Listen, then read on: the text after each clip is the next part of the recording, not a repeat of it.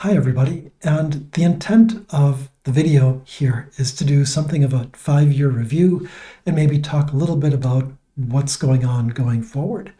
Now, it's been probably more than 5 years since I first started producing video content. Originally, it wasn't directly MBTI, only indirectly, and I thought because of that I should probably have a picture of a still from 5-year-old ago me.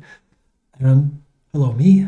I hope I'm well. Actually, I know I'm well because I'm here now, and I was probably well then too. But anyway, be that as it may, I wanted to go a little bit into some of the changes I've seen over the past 5 years and some things going forward. So, first of all, I've changed roles at work and I've been busy. So, because of that, I think that I will, for the foreseeable future, not be able to post as much video content. I have a half dozen things in the hopper that I'd like to do, but it takes energy and development, refinement, and then actually sitting down to record and speak with you, which there is only limited time to do. And with a travel schedule that's starting to step up, that's going to be challenging. So that's the first and most practical factor. There's also another sets of things. One is that 5 years ago, the field of kind of MBTI YouTubing was quite different. The people there was something of a void in the INFP sphere, and I don't think that void is here now.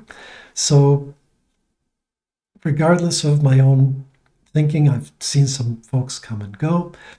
I think that it is just as well that there are other voices that are in this MBTI sphere. And with that also, I think some of the definition or the ideas of what it means to be an INFP have shifted.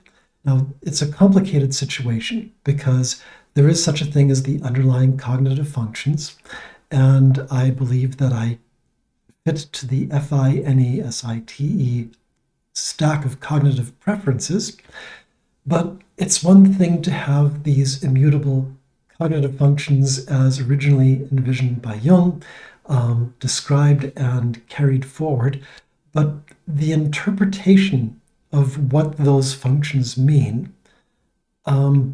is more by consensus, or it changes over time and through different interpretations. It's a long way of saying that when I came in, there was a lull in INFP content. So I thought I had best fill that lull because someone's got to do it. And I felt that I was compelled to pick things up and do something with INFP content. There are now plenty of content providers. There is a body of work that seems to have shifted the spotlight somewhat about what it means to be an INFP. And that leads to my sort of looking at that saying, is my content still helpful or relevant, or do I leave the body of work for the past 5 years as it stands? And within that, I said I had about a half dozen different ideas.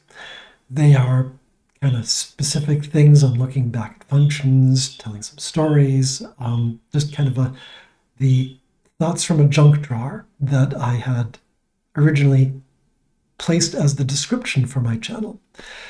So that flotsam and jetsam is not necessarily useful for people.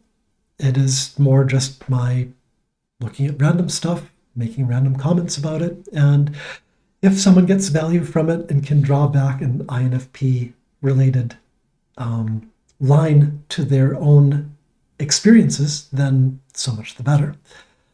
Even if, well, let's not go there. I'm going to go off on too many tangents.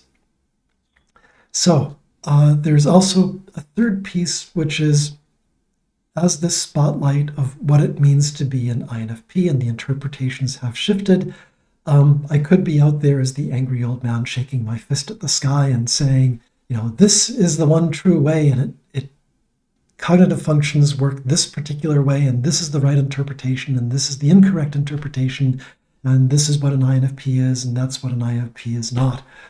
As much as being correct as is important, I leave that more to our NT rationals. I think that it is at least as important to look at a practical side of what does it help or not help people if I'm shaking my fist at the sky and telling them what is, in my eyes, correct and incorrect. It's an important task. It's an important task for someone else. And then finally, I made some notes, oh yeah, the final thought is that, and I think I may have brought this up before, I'm at weird odds with the channel because I don't want to be big.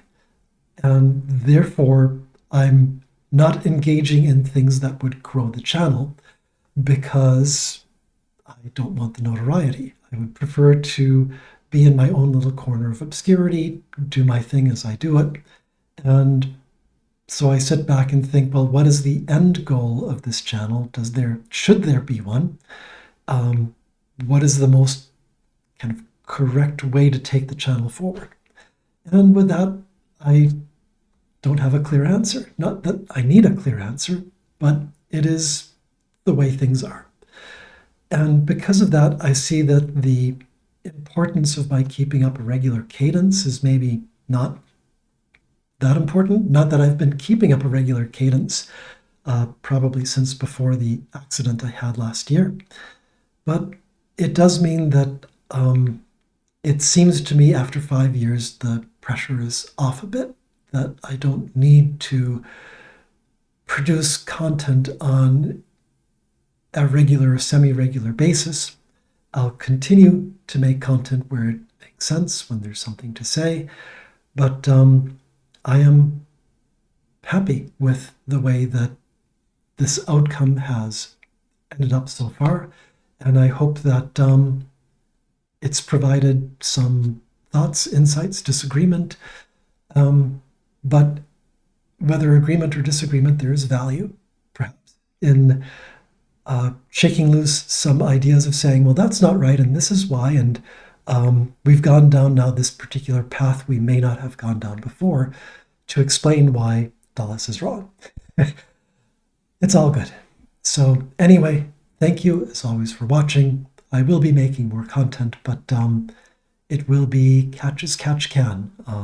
Going to be traveling around the US and then potentially to Europe, and other places have been suggested, which we will see whether or not it happens. But it just means time is going to be in short supply in the coming months. I'll do my best. And thank you as always for watching, and hope you are having a good morning, evening, afternoon, night, wherever you may be. Bye for now.